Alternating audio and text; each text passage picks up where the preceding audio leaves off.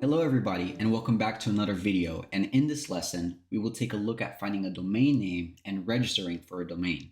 Now, first thing is finding the domain, and when we're thinking of a domain name we should try and use something catchy or memorable. If you have a brand, you can use your brand name for the domain, or you could also use your own name as the domain name. Now, we're going to be using a tool called Domain Name Analyzer to find our domain. And to do that, I want you to open your browser. In Google, type in Domain Name Analyzer. And then if you have a Mac, you can click on this version. If you have Windows, you can click on the normal version. And now I'm just going to download this. And click to download. And I'm going to open it. I'm going to double click here to open it up. Open. Okay, I'm going to full screen this. Okay, so now we have Domain Name Analyzer up and running. So we're going to check to see if some domains are available. And I'm going to use the examples dilsonolivera.org, dilsonolivera.edu. I'll use Facebook and YouTube to see if the domains are taken, which of course they should be. So we're going to click on Add on the top left here. And we're just going to type in the domains that we want. So I'm going to do dilsonolivera. First I'll do .com because that's taken. Then I'll do dilsonolivera.org. And I'll do dilsonolivera.edu, youtube.com, and then facebook.com. Now, if I didn't put the extension, it would default to .com. So whatever I take here, okay, if I don't write anything, so for example, I'm going to write here, let's see, Blue Yeti. I'm not going to put an extension, but it should end in .org because it says, please type in the domains you wish to add. If you type in words without a top level domain, the selected top level domains in the list will be appended. So these will be appended. So let's add the domains. Okay, and we quickly got back some results. This is what we're looking at here, our status. So we can see that Dilson Olivera is not available, but dilsonolivera.org and .edu are available. YouTube and Facebook is not available, and surprisingly, blueyeti.org is available.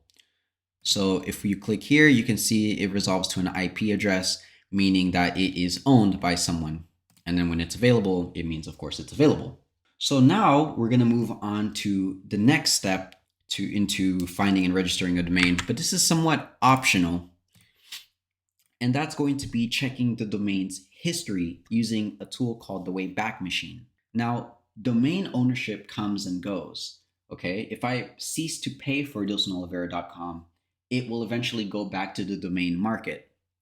And it has a history because I've used it previously. So if I type in Google here, if I type in the Wayback Machine, and I just click on the first link here, we can see previous versions of domain usages. So if I were to type facebook.com, I can actually see every use of Facebook, of the domain facebook.com. So I can go back all the way to 2010,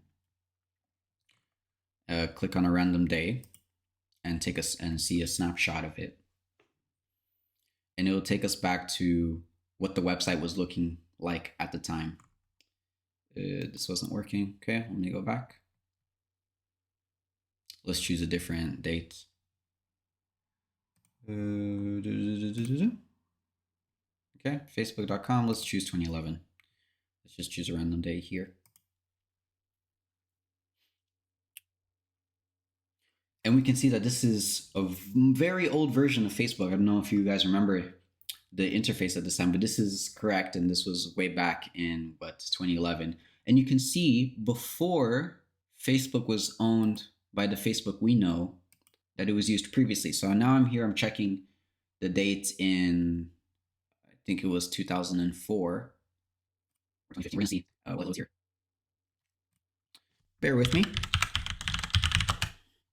Which have a very old version, let's say 2004. I believe at the time the Facebook we know today was not the Facebook at that point. Okay, so for example, this is a completely different website. This is not the Mark Zuckerberg Facebook we know of today. So here you can see that before it was about this, and you can see that it's fine. It doesn't have a bad reputation to it. So you can go ahead and buy the domain. But again, this is optional. This is just to double check to see if the history is clean, if Google won't have any problems with it. Now, something important that I want to make you guys aware of is that you can purchase both the domain and the web hosting services from the same company. And in fact, it's slightly easier to buy the domain and web hosting in the same company because they do that connection. They connect the web hosting and the domain automatically. Having your domain and web hosting in two separate companies means that you manually will need to connect them, which I cover in this course, but this will imply an additional step for us. However, I strongly suggest you keep the two separate because it makes it easier for you to change services. And I'll explain to you with a personal experience that I had recently, actually. So before, I was with company one called Dummy Incorporated, and they managed my web hosting and my domain name, and I was with them for a year or so, and everything was going really well, no complaints. It was cheap prices, unlimited websites that I could make at the time. But then some new changes happened in the company and things went sour. So I had now a limit to the amount of websites I could make from unlimited to 3. The subdomain interface changed drastically, making it very difficult to make subdomains. Customer service was slow and unhelpful most of the times, and prices were increasing. So when it was time to change to a different service, I had a hard time because both my domain and web hosting were managed by the same company. So there was a lot of power given to that one individual company. But thankfully, I managed to transfer my domain and web hosting to a new company. But it took over a week to do so. And in that week, the website was down over that time. So I could have done the changes. Had I had the services in different companies, I could have done the change in less than an hour. And I can show you, of course, the process of transferring your domain and web hosting to new companies when you want to change services later in this course. But I just want to make you aware that it's easier to change services when you only need to change one service and not two. With that in mind, we can move on to the next step and actually purchase a domain. Now, there are many domain registrars available, but the one I will be showing you in this course will be Namecheap. Now, I personally have been using Namecheap for the last 2 years for my domains, and thankfully, I've not had any problems using their services. They also have good chat support and affordable prices, but I'm not in any way sponsored by them. I'm just recommending their services because I've not had an issue with them. So now here in Google, you can go to Namecheap, click on the first link. Okay, so now that we're in the Namecheap dashboard, let's go ahead and type in the domain that we want. So I'm going to use dilsonolivera.org that we saw was available. So dilsonolivera.org, and I'm going to search for it. And we can see it's available. So I'm going to add it to my cart. Then I'm going to go to checkout. And I'm going to remove any additional stuff that they may add. So here, web hosting, I'm going to remove that. This domain privacy thing it comes with it, and I can't remove it, so that's fine. So dilsonolivera.com. So in this case, I got a discount off. I'm going to confirm the order. And now in this page, this is where you would put in your payment information. So I'm not going to be doing this part. However, you can just add your details and then click on pay now. And what happens is they're going to direct you to a page where you have your invoice and a confirmation saying that you've bought it, and they'll send you an email as well.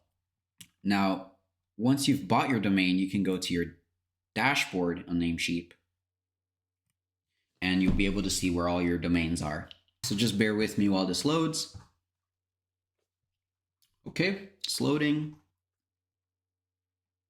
Once your Namecheap dashboard is loaded, this is what you'll see. You'll see some domain names that you may own. And this is basically it. Your domain is set up. Now, if I click on manage on the domain I want to manage, we're going to be looking at this part later, name servers. This is what's going to be responsible to connect our web host to our domain registrar. And essentially, that is all we need to do. So Our domain is now registered. Let's go to the next video where I show you how we can buy some web hosting. See you in the next video.